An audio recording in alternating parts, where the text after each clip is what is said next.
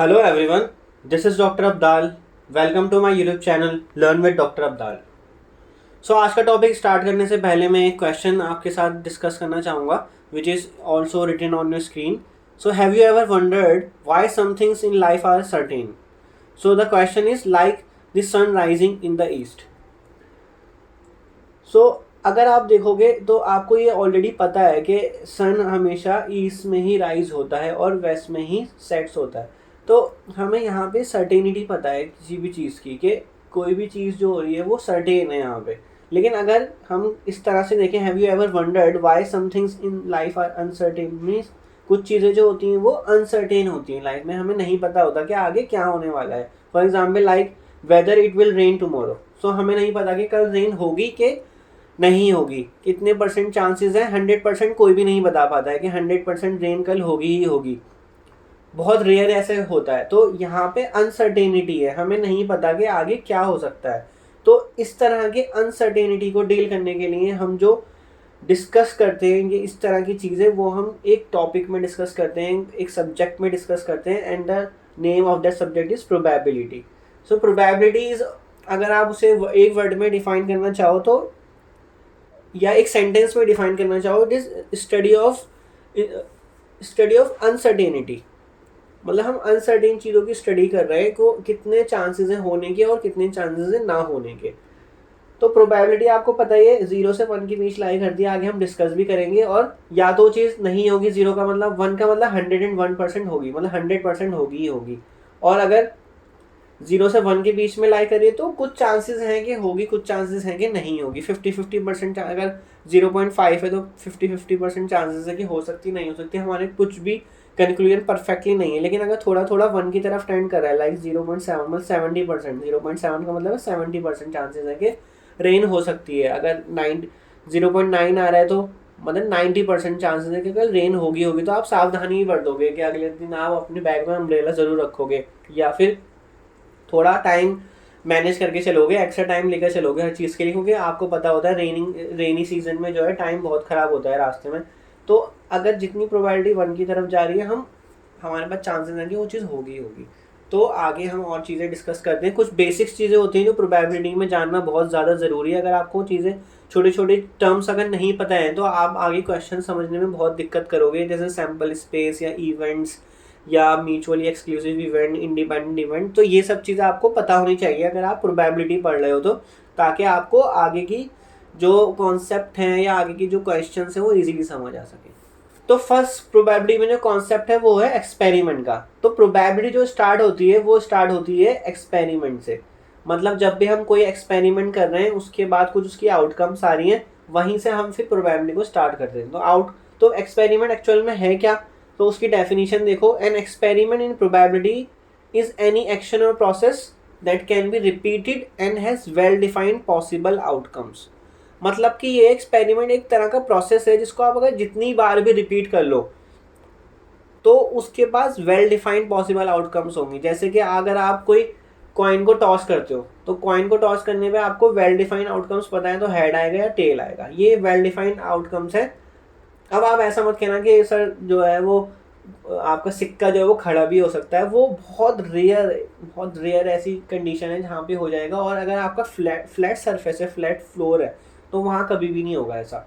तो हम हमारी जो कंडीशंस होती हैं वो भी हम कुछ आइडेंटिकल स्टैंडर्ड कंडीशंस लेके चलते हैं कि हम जो अपना एक्सपेरिमेंट परफॉर्म कर रहे हैं, जो प्रोसेस परफॉर्म कर रहे हैं, एक्शन कर रहे हैं, वो एक स्टैंडर्ड कंडीशंस में कर रहे हैं। या फिर आप अगर ऐसा सोचोगे, अगर आप if you throw a stone in the sky तो क्या होगा, वो नीचे आएगा ही आएगा, ये आपको पता है, ये 101% होगा। लेकिन अगर कंडीशंस चेंज कर दो कि आप स्पेस में जाके पत्थर को उछालो तो क्या होगा, वो नीचे नहीं आएगा, वो वहीं घूमता रहेगा। तो हमने क्या लेनी है, स्टैंडर्ड कंडीशंस लेके चलनी है। तो एक्सपेरिमेंट का मतलब है जब आप उसे जितनी भी मर्जी बार उसको रिपीट कर लो तो उसके वेल डिफाइंड पॉसिबल आउटकम्स ही रहेंगे। तो एग्जाम्पल के तौर पे टॉसिंग अ कॉइन, आपको पता है आउटकम हेड एंड टेल है। रोलिंग अ डाइस तो आपको पता है आउटकम 1 to 6 होंगे। Drawing a card from a deck, तो जो ताश के पत्ते होते हैं उसमें से उसके आउटकम्स क्या होते हैं, 1 से लेके 52 कार्ड्स होते हैं और आपको सारे पता होते हैं कि 26 रेड है, 26 जो है वो ब्लैक है, फिर उसमें भी जो है heart and diamond and spade and club है, तो आपको possible outcomes, well defined possible outcomes पता है। तो ये आपका एक्सपेरिमेंट है जो आप अगर स्टैंडर्ड कंडीशंस में रिपीट कर रहे हो तो वो आपको सेम आउटपुट ही देंगे, उसके बाहर कोई आउटपुट नहीं आएगा। तो ये है आपका एक्सपेरिमेंट। अब एक्सपेरिमेंट में ये देख लेते हैं कि डिटर्मिनिस्टिक एक्सपेरिमेंट क्या होते हैं और रैंडम प्रोबेबिलिस्टिक एक्सपेरिमेंट। तो एक्सपेरिमेंट आपके दो तरह के ही होते हैं, ठीक है। फर्स्ट आपका आ गया डिटर्मिनिस्टिक। तो डिटर्मिनिस्टिक का मतलब है जो हमें ऑलरेडी पता है, 101% हमें पता है कि यही होगा। So outcome is certain and predictable, मतलब कि हमें पता है कि वो क्या है, हम उसको प्रिडिक्ट कर सकते हैं। So repeating under identical conditions give the same result every time. So जब आप उसको आइडेंटिकल कंडीशन में रिपीट करते हो तो आपको हमेशा सेम रिजल्ट ही देता है। जैसे कि throwing a stone in the sky, तो आपको हमेशा सेम रिजल्ट ही देगा, वो हमेशा नीचे आएगा ही आएगा, ठीक है। सो नो चांस और रैंडमनेस इज इन्वॉल्व, तो उसमें कोई भी रैंडमनेस नहीं होगी, हम मतलब कोई भी ऐसा चीज़ नहीं होगी कि वो कुछ चेंज हो जाएगा। So result can be known in advance with full accuracy, आपको रिजल्ट एडवांस में पता है। जैसे कि -2+3 अगर आप करते हो तो आपको हमेशा रिजल्ट 5 मिलेगा। वाटर बॉईल करते हो 100 डिग्री सेल्सियस, और वाटर जो हमेशा 100 डिग्री सेल्सियस पे ही बॉईल होता है। And the sun rise in the east, ये सब आपको 101% पता है कि क्या होगा। तो ये डिटर्मिनिस्टिक एक्सपेरिमेंट्स हैं आपके सारे।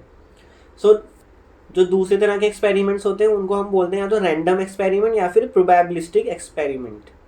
तो outcome is uncertain and not predictable, मतलब कि आपको नहीं पता होगा कि आगे क्या होने वाला है, चांसेस होते हैं उसमें कुछ कि ये हो सकता है या नहीं हो सकता। सो रिपीटिंग अंडर आइडेंटिकल कंडीशंस में produce different results. For example अगर आप एक कॉइन को टॉस करो एक बारी, तो अगर आपने कॉइन को टॉस करा, हो सकता है वो एक बारी जब गिरे तो हेड आ जाए, दूसरी बार कॉइन को टॉस करो तो हो सकता है वो टेल आ जाए। तो डिफरेंट रिजल्ट प्रोड्यूस कर रहा है, कंडीशंस वही है। आप एक कमरे में बैठे हुए टेबल के ऊपर आप एक कॉइन को टॉस कर रहे हो, तो ज़रूरी नहीं है बार बार आप प्रिडिक्ट कर लोगे कि अब यही आएगा, बहुत मुश्किल हो जाएगा कि एक बारी हेड आ रहा है एक बार टेल आ रहा है। तो यहाँ अनसर्टेनिटी है, प्रिडिक्ट नहीं कर पा रहे हो आप। और कंडीशन सेम है, आप वहीं बैठे हो, वहीं वही टेबल है, वही सेम कॉइन है, वही ग्रेविटी है, ऐसा भी नहीं ग्रेविटी चेंज है, या ऐसा नहीं है कॉइन के साथ छेड़छाड़ करी गई है, उसको एक तरफ मैग्नेट लगा दिया या कुछ कर दिया, ऐसा कुछ नहीं है। Standard condition and identical condition में जब आप रिपीट कर रहे हो उस एक्सपेरिमेंट को, जब आप कॉइन को बार बार टॉस कर रहे हो आइडेंटिकल कंडीशन में, तो डिफरेंट रिजल्ट प्रोड्यूस कर रहा है। तो वहाँ पे आ गया आपका रैंडम एक्सपेरिमेंट का concept. So chance and randomness are involve and result can not be known in advance, जो आपको पता लग ही गया है। सो जैसे कि एग्जांपल भी वही है, tossing a coin, rolling a die, तो आप जब डाई रोल करते हो तो 1 to 6 कुछ भी आ सकता है। एंड प्रिडिक्टिंग टुमारोज वेदर, तो आप कल का वेदर प्रिडिक्ट प्रॉपरली एक्यूरेसी के साथ प्रिडिक्ट नहीं कर सकते हो, सिर्फ चांसेस ही होंगे, कुछ परसेंटेज ही रहेगी हमेशा कि हाँ इतने % चांसेस हैं कि बारिश हो सकती है नहीं हो सकती। तो यहाँ पे ये सारे एक्सपेरिमेंट आपके प्रोबेबिलिस्टिक एक्सपेरिमेंट हो गए या रैंडम एक्सपेरिमेंट हो गए।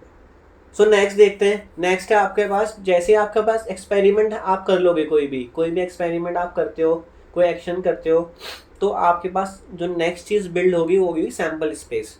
और sample space of an experiment is the set of all possible outcomes of that experiment, मतलब जितनी भी उसमें आउटकम्स निकल के आ रही है, अगर आप कॉइन टॉस करते हो तो क्या आता है, हेड और टेल आता है, तो जितनी भी आउटकम्स हैं उनको कलेक्ट कर लो, एक सेट में रख लो, और उस सेट को हम बोलेंगे सैम्पल स्पेस। मतलब सारी की सारी आउटकम्स का जो कलेक्शन है वो आपका सैम्पल स्पेस है। सिमिलरली आप एक डाई को रोल कर रहे हो, डाई फेंक रहे हो, तो सैम्पल स्पेस 1 to 6 ही होगा, इसके अलावा तो कुछ भी नहीं हो सकता ना, 1 to 6 के अलावा कोई नंबर ही नहीं होता उस पर। तो सैम्पल स्पेस क्या है, सारे आउटकम्स का कलेक्शन है। तो जैसे हमारा एक्सपेरिमेंट हुआ, हमारे पास सैम्पल स्पेस बन गया। अब सैम्पल स्पेस बन जाएगा तो हमारे पास इवेंट्स आने स्टार्ट हो जाएंगे। इवेंट क्या होता है, सो event is a subset of the sample space that consist of 1 or more possible outcomes of an experiment. तो जैसे आपने एक कॉइन को टॉस करा तो आपके पास हेड और टेल आ रहा है पॉसिबल आउटकम, तो आपने उसको सैम्पल स्पेस बना लिया, जिसको एस से या ओमेगा से डिनोट करते हैं, इसको ओमेगा बोलते हैं, ठीक है। तो आपने सैम्पल स्पेस बना लिया। अब उसके जितने भी सबसेट्स होंगे, फॉर एग्जाम्पल हम इवेंट्स को मोस्टली ई से डिनोट करते हैं, तो जितने भी एस के सबसेट्स होंगे या तो उसके इक्वल भी हो सकता है या वो एम्प्टी सेट भी हो सकता है। अगर मैंने इवेंट ले लिया हेड, तो ये एक इवेंट होगा। इवेंट मैं ले सकता हूँ टेल, तो टेल भी एक इवेंट होगा। और इवेंट में ले सकता हूँ एम्प्टी सेट, मतलब वो भी तो एक सेट ही, सबसेट ही है ना। इवेंट क्या है, वो सैम्पल स्पेस का सबसेट है। या मैं इवेंट को ले सकता हूँ सैम्पल स्पेस पूरा का पूरा। तो जितने भी उसके सबसेट बन रहे हैं, और आपको पता है एक सेट के कितने सबसेट्स बन सकते हैं, ये आपने सेट्स थ्योरी में पढ़ा होगा, ये बहुत अच्छे से पढ़ाया भी जाता है। तो उसके उतने ही इवेंट्स होंगे, ठीक है। जैसे रोलिंग अ डाई, तो आपके पास इवेंट्स क्या क्या बन सकते हैं, इवन नंबर का इवेंट आपने बना लिया, इवन नंबर्स मतलब कि जब डाई पे इवन नंबर आएगा, या फिर इवेंट बना लिया odd number on the die. तो काफ़ी बच्चों को ना इवेंट बनाने में, इवेंट बोलने में बड़ी दिक्कत आती है। इनसे पूछा जाएगा इवेंट क्या है आपका, तो वो इवेंट नहीं बता पाते। तो इवेंट को डिफाइन करना सीखो, इवेंट क्या है। जब आप डाई को उछाल रहे हो तो डाई के ऊपर जो नंबर आ रहा है वो इवन नंबर आना चाहिए, तो ये इवेंट आपने कंस्ट्रक्ट करा है।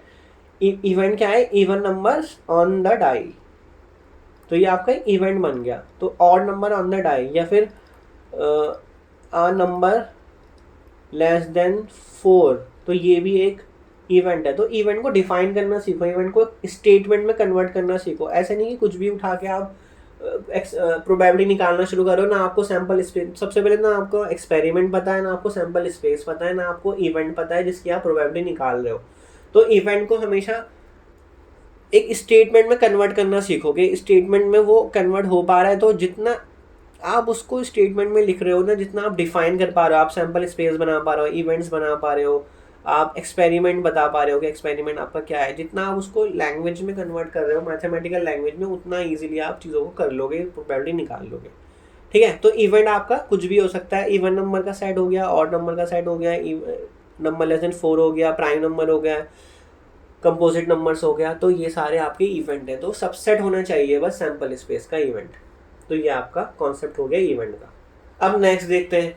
अब हमारे पास इवेंट्स है तो हमारे पास टाइप्स ऑफ इवेंट्स होंगे। तो इवेंट्स भी बहुत तरह के होते हैं, तो जो बहुत स्टैंडर्ड इवेंट्स हैं वो हम देख लेते हैं कि कितने तरह के होते हैं। सो फर्स्ट है आपका based on the numbers of outcomes. For example simple event या फिर कंपाउंड इवेंट। सिंपल इवेंट का मतलब है an event with only one outcome. So क्या है example, getting a 4 when a die is rolled. तो मतलब 4 आएगा, वो एक इवेंट आपने डिफाइन करा है, 4 ऑन द डाई। तो ये एक, उसमें हमेशा आउटकम क्या है, एक सिंगल आउटकम है, इवेंट है आपका ये 4 आना है बस।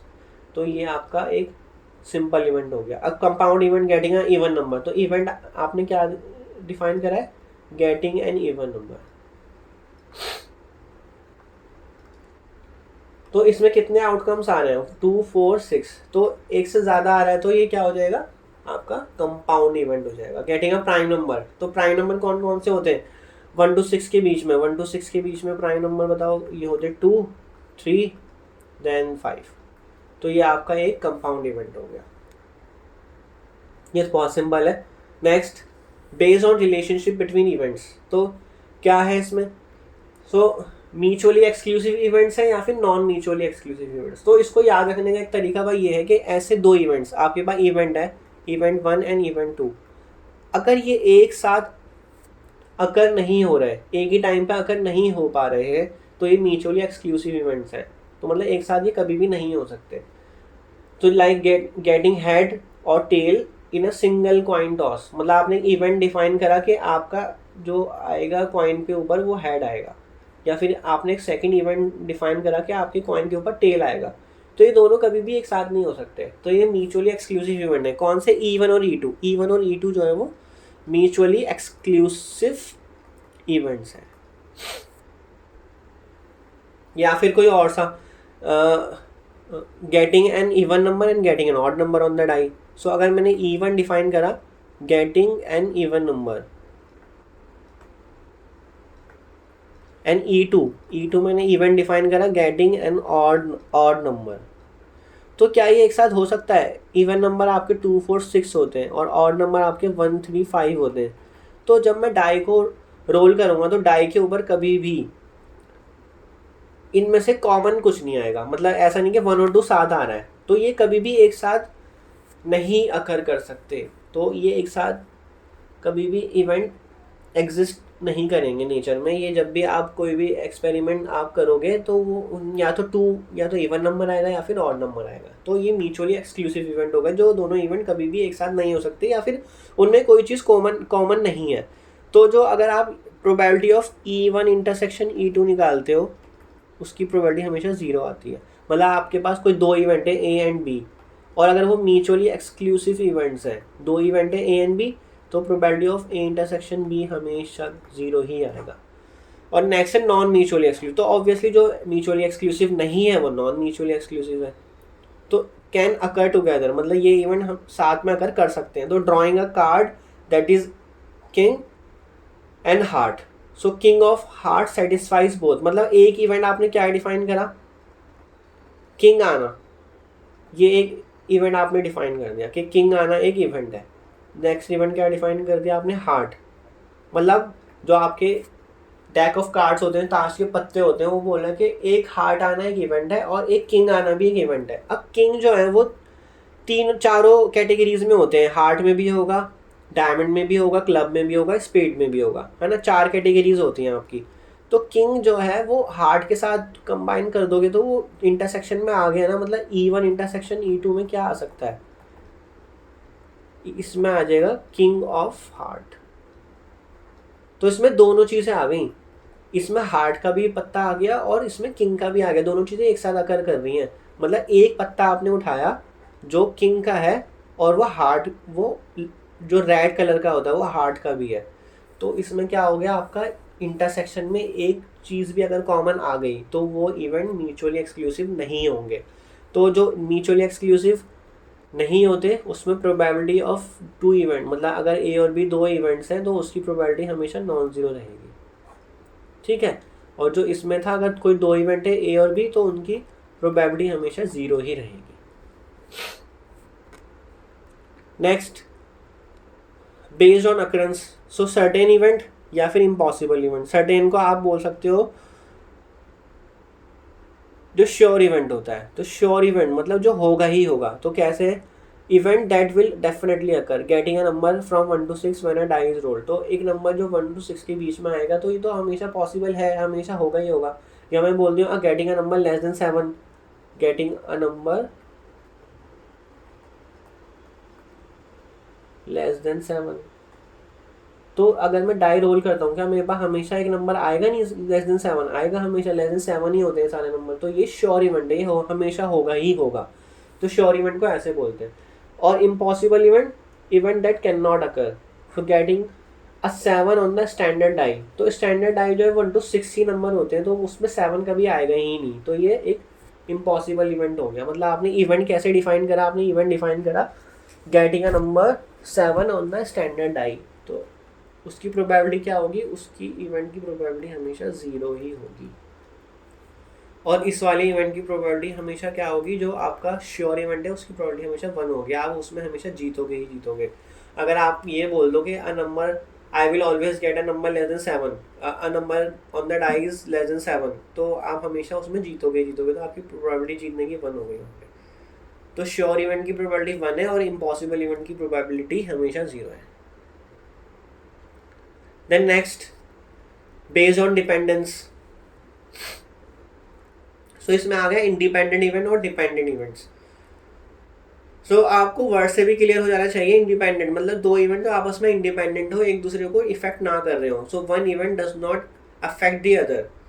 सो टॉसिंग 2 कॉइन्स, सो आप अगर 2 कॉइन टॉस कर रहे हो, ठीक है, 2 कॉइन है आपके पास, तो मैं बोलूँ फर्स्ट कॉइन पे हेड आना और सेकंड कॉइन पे हेड आना, तो ये इंडिपेंडेंट। मतलब अगर मैं एक बार कॉइन को टॉस कर रहा हूँ, एक कॉइन को, तो उस पर हेड आना वो इफेक्ट नहीं करेगा सेकंड कॉइन पर हेड आने को, है ना, कभी भी इफेक्ट नहीं करेगा। ऐसा नहीं कि मैंने फर्स्ट कॉइन उछाल रहा हूँ तो वो सेकंड कॉइन को इफेक्ट कर रहा है, उसमें कुछ मैग्नेटिक इफेक्ट है या कुछ उसमें इलेक्ट्रिकल इफेक्ट डाला हुआ है कि एक दोनों, जब दोनों कॉइन आपस में उछाल रहा हूँ मैं हवा में, तो वो एक दूसरे को इफेक्ट कर रहे हैं और उनकी हेड और टेल आने की पॉसिबिलिटी को चेंज कर रहे हैं, या उनमें कुछ आपने मैकेनिकल सिस्टम कुछ ऐसा लगाया हुआ है तो वो उसको इफेक्ट कर रहे हैं। मतलब वो अनबायस्ड कॉइन्स हैं, मतलब उनके साथ छेड़छाड़ नहीं करी गई है, तो वो कभी भी ऐसा नहीं इफेक्ट करेगा। मतलब एक कॉइन पे हेड आना और दूसरे कॉइन पे हेड आना, या दूसरे कॉइन पे टेल आना, या फर्स्ट कॉइन पे टेल आना, या फर्स्ट कॉइन पे हेड आना सेकंड कॉइन पे टेल आना, वो कभी भी इन दोनों इवेंट को इफेक्ट नहीं करेगा।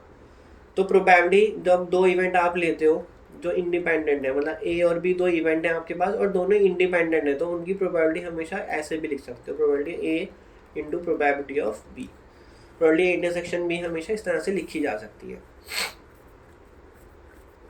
फॉर एग्जाम्पल अगर मैं आप 2 कॉइन टॉस करूँ तो फर्स्ट पे हेड आना और सेकंड पे टेल आना, तो तो ये इंडिपेंडेंट इवेंट है। अगर 2 कॉइन टॉस करते हो तो टोटल आउटकम्स बनते कितने हैं, या तो हेड हेड आएगा या हेड टेल या टेल हेड या फिर टेल टेल ये आएगा। अब हेड और टेल मतलब फर्स्ट पे हेड आए, फर्स्ट कॉइन पे हेड आए और सेकंड कॉइन पे टेल आए, तो उसकी प्रोबेबिलिटी क्या बनेगी, फर्स्ट पे हेड आए सेकंड पे टेल आए, तो ऐसा एक ही तो हो सकता है, एक ही बार ही हो सकता है, वो ये हो रहा है यहाँ पे, तो 1/4 बनेगी।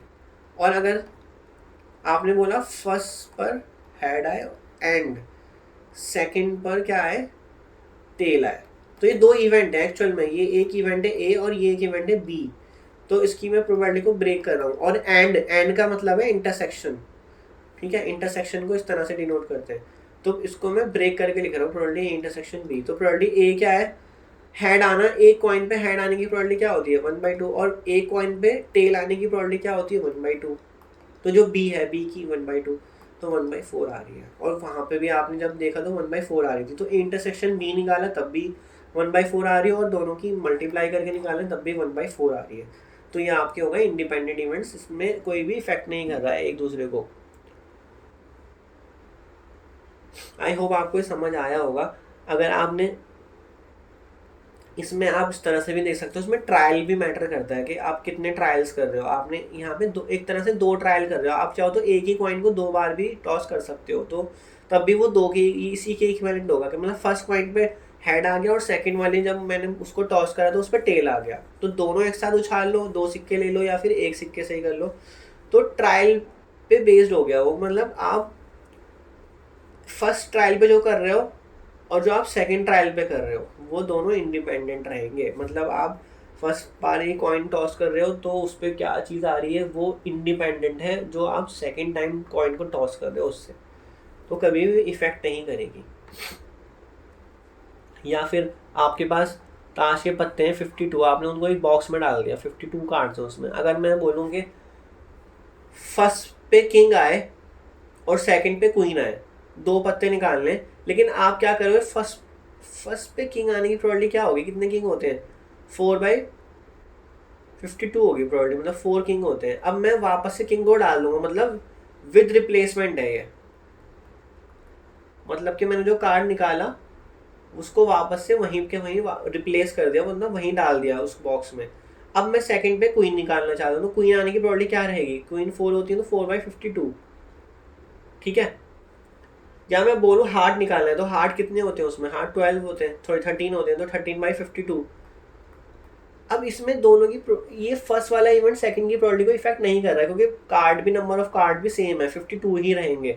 अगर मैंने रिप्लेस नहीं करा होता, मतलब एक कार्ड निकाला होता और वो अपने में हाथ में ही रखता, तो सेकंड की प्रोबेबिलिटी चेंज हो जाती, क्योंकि उसमें टोटल तो चेंज ही हो जाते हैं ना, टोटल कितने बचते 51, तो ये इंडिपेंडेंट नहीं रहते। ये दो इवेंट है कि getting a king and getting a heart, तो ये दोनों इवेंट जो होते हैं वो इंडिपेंडेंट नहीं रहते अगर मैं कार्ड को वापस नहीं डालता। लेकिन अगर मैंने कार्ड को वापस से बॉक्स में डाल दिया तो फिर वो इंडिपेंडेंट इवेंट होगा, getting a king and getting a heart. तो डिपेंडेंट इवेंट आप समझ ही गए होंगे फिर क्या होगा, उसका उल्टा, one event affect the outcome of the other. So drawing cards without replacement, so जो मैं एग्जांपल दे रहा था, अगर मैंने कार्ड को रिप्लेस नहीं करा तो आपके टोटल कार्ड्स ही चेंज हो गए। अगर टोटल कार्ड्स ही फिर 51 बचेंगे, जब आप सेकंड टाइम आप हार्ट का कार्ड निकाल रहे होगे तो उसकी प्रोबेबिलिटी चेंज हो जाएगी। उसमें कितने रहेंगे फिर हार्ट, 13 का हार्ट और 51 टोटल है, तो उसकी प्रोबेबिलिटी इफेक्ट हो गई। जब आपने फर्स्ट एक्सपेरिमेंट कर लिया, आपने फर्स्ट में किंग निकाला है, तो उसमें सेकंड वाले की जो आपने ट्रायल करा, सेकंड वाला जो आपने प्रोबेबिलिटी निकाली वो इफेक्ट हो गई, तो वो दोनों के दोनों इवेंट इंडिपेंडेंट हो गए वहाँ पे। ओके, तो आगे और हम क्वेश्चन देख लेंगे इसके, तो आपको और क्लियर हो जाएगा। और नेक्स्ट है आपका complementary events. So event that together make the whole sample space. If one happens, the other cannot. So getting head versus not head. So या तो head आए या head ना आए, head ना आए मतलब tail आए, तो ये दोनों, अगर इन दोनों का मैं यूनियन ले लूँ, एक सेट में एक इवेंट में आपका हेड है और दूसरे इवेंट में आपका टेल है, तो इन दोनों का यूनियन पूरा सैंपल स्पेस S बनेगा। तो मतलब एक इवेंट मैंने डिफाइन करा गेटिंग ब्लैक कार्ड, तो ब्लैक में स्पेड और क्लब होते हैं, और गेटिंग रेड कार्ड।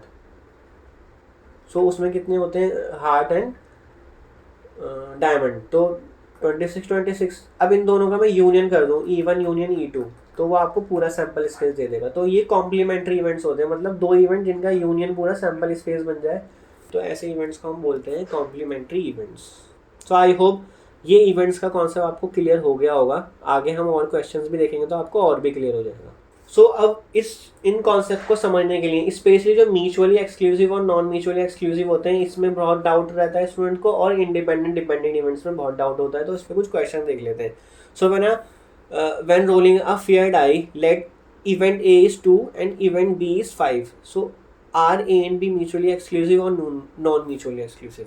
तो इसमें आपने क्या बताना है कि एक इवेंट 2 हो रहा है, एक इवेंट 5 हो रहा है, तो क्या ये एक साथ अकर कर सकते हैं? तो 2 और 5 कभी भी एक साथ अकर नहीं कर सकते, दोनों इवेंट A और B। तो इन प्रोबेबिलिटी A इंटरसेक्शन B यहाँ पे 0 ही रहेगी। तो ये आपके म्यूचुअली एक्सक्लूसिव इवेंट बनेंगे, ठीक है। तो ये होगा। Next, when rolling a die, event A is getting an even number, event B getting a number less than 3. So even number में क्या आएगा 2, 4, 6, और getting a number less than 3 में क्या आएगा 1 and 2। तो इनमें इंटरसेक्शन नॉन एम्प्टी आ गया, मतलब प्रोबेबिलिटी A इंटरसेक्शन B जो है नॉन हमेशा नॉन जीरो रहेगी, क्योंकि इन दोनों में कॉमन 2 आ रहा है। तो ये आ गया आपके non mutually exclusive event, non mutually exclusive event NMEE, क्योंकि ये एक साथ अकर कर रहा है। मतलब इन दोनों इवेंट में एक चीज़ ऐसी है जो एक साथ अकर कर सकती है, मतलब getting an even number and getting a number less then 3, ये दोनों चीज़ें एक साथ हो सकती हैं। तो ये नॉन म्यूचुअली एक्सक्लूसिव हो गया। So from a deck of card let event A is drawing a king and event B is drawing a heart, ठीक है। So are A and B mutually exclusive और non mutually exclusive. So drawing a king, तो king अगर मैंने ऐसा निकाल लिया जो, देखो किंग मैंने निकाला जो हार्ट का ही हो, मतलब रेड वाला जो हार्ट होता है आपका वो हो, तो दोनों इंटरसेक्शन में कुछ आ रहा है, दोनों के एक पत्ता ऐसा है, एक कार्ड ऐसा है जो दोनों इवेंट सेटिस्फाई कर रहा है, मतलब ड्रॉइंग अ किंग भी कर रहा है वो सेटिस्फाई, और ड्रॉइंग अ हार्ट भी कर रहा है। तो ये नॉन म्यूचुअली एक्सक्लूसिव ही होंगे आपके। Next, tossing a coin once let, getting a head getting a tail. So obviously head and tail एक साथ नहीं हो सकते, तो ये म्यूचुअली एक्सक्लूसिव इवेंट हो जाएंगे। Next, a student is selected from a class. Let event A is student plays cricket and student plays football. So यहाँ पे इतनी इन्फॉर्मेशन दी गई है कि इवेंट ए में स्टूडेंट हैं जो वो क्रिकेट खेलते हैं, और स्टूडेंट बी इवेंट ऐसे हैं जिसमें वो फुटबॉल खेलते हैं स्टूडेंट। तो हो सकता है ऐसे भी स्टूडेंट हो जो दोनों चीज़ें भी खेलते हो। हमें तो बस इसमें इतना डेटा दिया गया है कि हमारे पास इवेंट ए ऐसा है जिसमें वो बच्चे क्रिकेट खेलते हैं। हो सकता है क्लास में ऐसे बच्चे भी हों जो दोनों चीज़ें भी खेलते हो, क्रिकेट भी एंड फुटबॉल भी। तो ये आपके केस हो जाएगा नॉन म्यूचुअली एक्सक्लूसिव इवेंट का। आई होप आपको ये mutually exclusive non mutually exclusive अच्छे से क्लियर हो गया होगा। अब नेक्स्ट देख लेते हैं इंडिपेंडेंट और डिपेंडेंट का। So toss 2 coins, let event A is first coin shows head and event B second coin shows head. So 2 coin की 4 आउटपुट होती हैं, 4 आउटकम्स होती हैं, head head, head tail, tail head और टेल टेल। तो क्या बोल रहा है, फर्स्ट भी हेड करे सेकंड भी, तो ये 1/4 रहेगी प्रोबेबिलिटी इसकी। या फिर आप प्रोबेबिलिटी ए इंटरसेक्शन बी करके निकाल लो, तो probability A into probability B, तो फर्स्ट पे हेड आने की प्रोबेबिलिटी 1/2 और सेकंड पे भी हेड आने की प्रोबेबिलिटी 1/2, तो 1/4 ही बनेगी। तो ये इंडिपेंडेंट का केस बनेगा आपका। So a card is drawn from a deck and replaced, मतलब उसको वापस से डाल दिया गया है, जो मैंने आपसे डिस्कस भी करा था अभी प्रीवियस स्लाइड में। So when a second card is drawn, then a second card is drawn. Let event A is first draw is a queen and event B is second draw is an ace, मतलब इक्का होगा वो 1 जिस पे लिखा होता है। तो फर्स्ट पे तो वो चाहता है क्वीन आए और सेकंड पे एस आए, तो उसमें प्रोबेबिलिटी सेकंड में इफेक्ट नहीं होने वाली है, क्योंकि आपने कार्ड निकाला और वापस से डाल दिया, तो एस आने की प्रोबेबिलिटी वही रहेगी अगर आपने फर्स्ट वाला इवेंट कराया है या नहीं कराया है। अगर कर भी लिया है फर्स्ट वाला, मतलब आपने फर्स्ट में एक कार्ड निकाला लेकिन वो वापस तो डाल दिया ना, तो इवेंट इफेक्ट नहीं हो रहे हैं, तो इंडिपेंडेंट रहेंगे। अ card is drawn from a deck and not replace, तो नॉट रिप्लेस वर्ड जैसे ही आ जाते हैं ना, वो डिपेंडेंट का केस बन गया, क्योंकि सेकंड वाले में जब आप कार्ड निकाल रहे होगे ना, तो टोटल कार्ड्स तो कम हो गए, जैसे ही टोटल कार्ड्स कम हो गए तो प्रोबेबिलिटी चेंज हो जाएगी।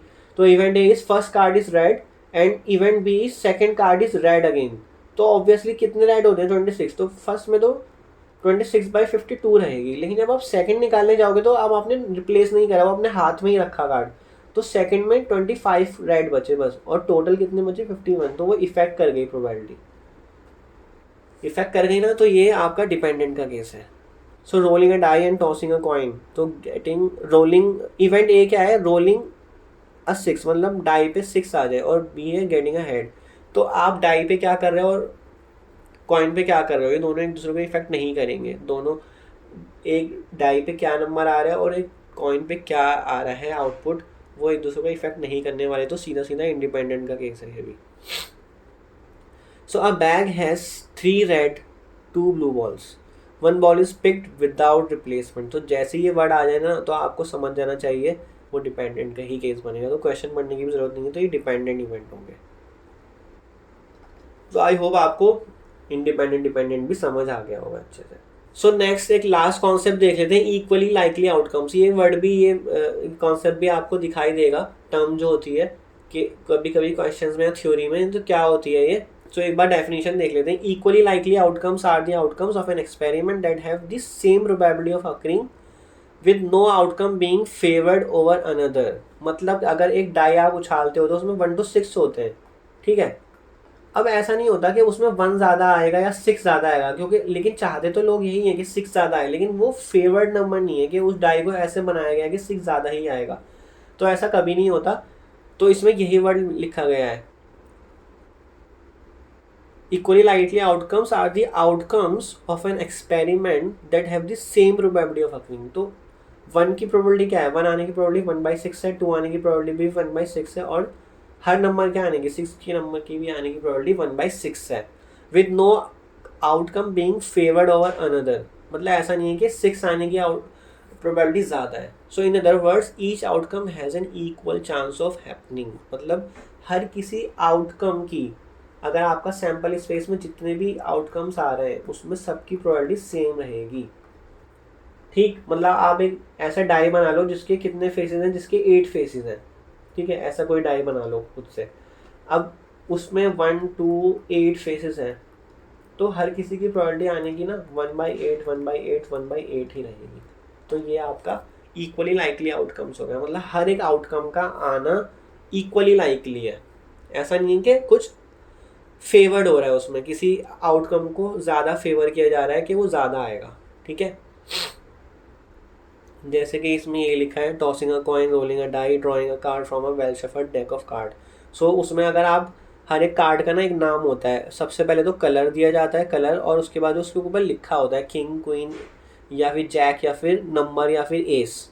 तो उसका लाइक रेड एस, तो ये एक ही कार्ड है उसमें, तो उसके आने की प्रोबेबिलिटी 1/52 है।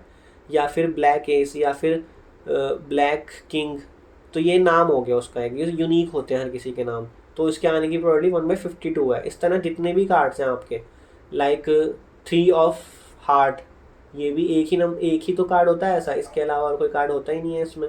हार्ट का 3 एक ही होता है, तो 1/52, तो सबके आने की प्रोबेबिलिटी 1/52 है, ठीक है। अब आप ऐसा मत कहना कि ब्लैक आने की प्रोबेबिलिटी जो 26/52 है, 1/2 है और 1/2 है, वो तो चेंज हो गई। तो वो अलग कॉन्सेप्ट हो गया, वो कार्ड का नाम नहीं है, वो आपने कैटेगरी कर दी कि ब्लैक अलग कर दिया, रेड अलग कर दिया। लेकिन कार्ड के अगर हर एक कार्ड का यूनिक नाम होता है, red S, S of red या रेड ऑफ एस, इस तरह से बोला जाता है, ब्लैक ऑफ किंग या किंग ऑफ ब्लैक या 3 ऑफ हार्ट, इस तरह से ये सारे 52 कार्ड्स की हर एक कार्ड के आने की प्रोबेबिलिटी 1/52 ही रहेगी। सो आई होप आपको इक्वली लाइकली आउटकम्स का भी कॉन्सेप्ट समझ आ गया, और ये प्रोबेबिलिटी के बेसिक कंसेप्ट थे जो मैंने क्लियर करे थे। इससे आपको आगे जो है प्रोबेबिलिटी जो मेन हम स्टार्ट करेंगे फॉर्मूला, उसका आगे म्यूचुअली इंडिपेंडेंट के भी हम देखेंगे, law of addition, law of multiplication, तो वहाँ पे आपको ये सब चीज़ें अगर क्लियर होंगी ये बेसिक कॉन्सेप्ट, तो वहाँ आप इजीली प्रोबेबिलिटी निकाल लोगे। तो प्रैक्टिस करो, इसको अच्छे से समझो और एग्जांपल देखो, आपको इजीली इंटरनेट पे और भी बहुत सारे एग्जांपल मिल जाएंगे। तो वहाँ से आप इस कॉन्सेप्ट को अच्छे से रिवाइज करो, और एक एक वर्ड, एक एक टर्म आपके माइंड में क्लियर होनी चाहिए। तो थैंक यू सो मच, फिर मिलेंगे नेक्स्ट वीडियो में, तब तक आप प्रैक्टिस करते रहिए।